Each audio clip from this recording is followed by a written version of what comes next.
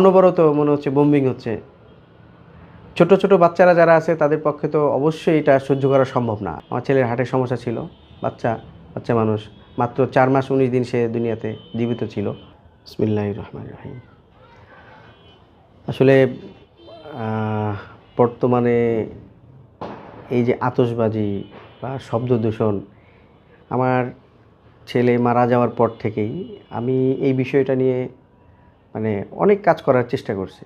তো আমি এখন হাল ছেড়ে দিছি। কারণ আপনারা বসে আছেন এখানে, আপনারা এখনও টের পাচ্ছেন যে এত কিছু সারা বাংলাদেশ জুড়ে এই বিষয়টা নিয়ে একটা তোলপাড় আলোড়ন হওয়ার পরেও যে যেন আমরা এই বিষয়টা নিয়ে কানেই তুলতেছি না। আসলে এটা যতক্ষণ পর্যন্ত না নিজের কারোর সাথে ঘটে ততক্ষণ পর্যন্ত মানুষের এটা হুঁশ হয় না। আমরা আসলে মনুষ্যত্ব মানবিকতার থেকে বের হয়ে অনেক দূরে চলে আসছি। সেই আদিম যুগের মতো আমাদের অবস্থা হয়ে গেছে। আমি আসলে আমার ওই ছেলের মৃত্যুর ঘটনার পুনরাবৃত্তিটা আমি মনে রাখতে চাই না, কারণ এটা আমার সহ্য হয় না। কারণ 4.5 মাস ওকে নিয়ে ট্রিটমেন্টের শেষ পর্যায়ে এসে এই শব্দ দূষণের বিষয়টা নিয়ে এমন একটা পরিস্থিতি তৈরি হলো, যার কারণে একটা আল্লাহ তাআলার ইচ্ছা, তারপরেও বলবো এটা অনাকাঙ্ক্ষিত একটা আমাদের জন্য সারা জীবন এই কষ্ট দুঃখ আমাদেরকে বয়ে বেড়াতে হবে। আজকে সকাল থেকে আমার ওয়াইফ কালকে রাত থেকে আমার সাথে কথা বলে না। তো আমি আসলে বুঝতে পারিনি যে সে আমার সাথে কেন কথা বলে না। আমি সময় দিতে পারতেছিলাম না, ভাবছি এটাই। কিন্তু মূলত যে বিষয়টার জন্য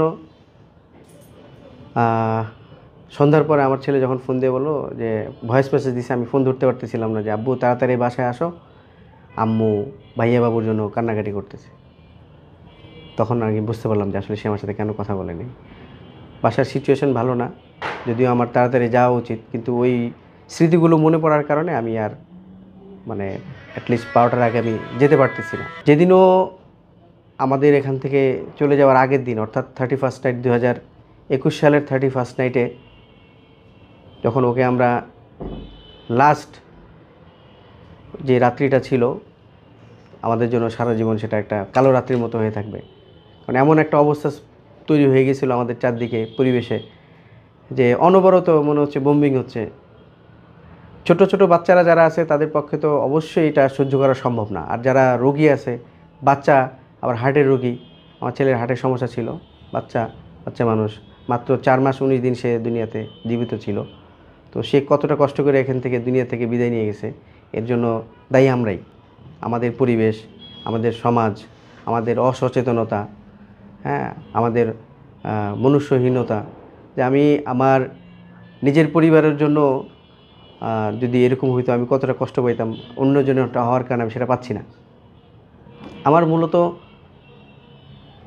কখনো চিন্তাও করি নাই যে এই সামান্য এই বিষয়গুলোতে এত বড় করে মানুষের কষ্টের যে বিষয়গুলো আমার লাইফের জন্য আসবে আমি কখনোই বুঝতে পারিনি আর কি। চিন্তাও ছিল না। যখন ওর দুনিয়াতে আসছিল আমি দু চোখ দিয়ে পানি ঝরছে, চলে গেছে সেটাও ঝরছে। তো দুইটা বিষয় আমার কাছে এক না। একটা হচ্ছে আনন্দের অশ্রু ছিল, একটা হচ্ছে কষ্টের অশ্রু, যেটা আমি সারা জীবন আমার মধ্যে থাকবে আর কি। আমি বলতে পারবো না, পারি না। আজকের সারাদিনের তার কথা মনে পড়লে তো গলা দিয়ে ভাত নামে না। আজকে বাসায় কীভাবে ভাবিকে আজকে আমার বাসায় রান্না হয় নাই। আমি সকালে বাইরে নাস্তা করছি। আমি ফোনেও জিজ্ঞেস করি না, কারণ ওই সিচুয়েশন নাই। দুপুরে বাসায় গিয়ে দেখছি যে রান্না হয় নাই। আমার সাথে কথাও ঠিকমতো বলেনি আর কি। তো সন্ধ্যার পরে ছেলে ফোন করলো, ফোন না, ও ভয়েস মেসেজ দিয়েছে আমারে। ও ছোটো, 8 বছর বয়স, যে আম্মু আব্বু আম্মু ভাইয়া বাবুর জন্য কান্নাকাটি করতেছে, তুমি তাড়াতাড়ি বাসায় আসো, ফোন ধরো না কেন। 6টা ফোন আমার করছে।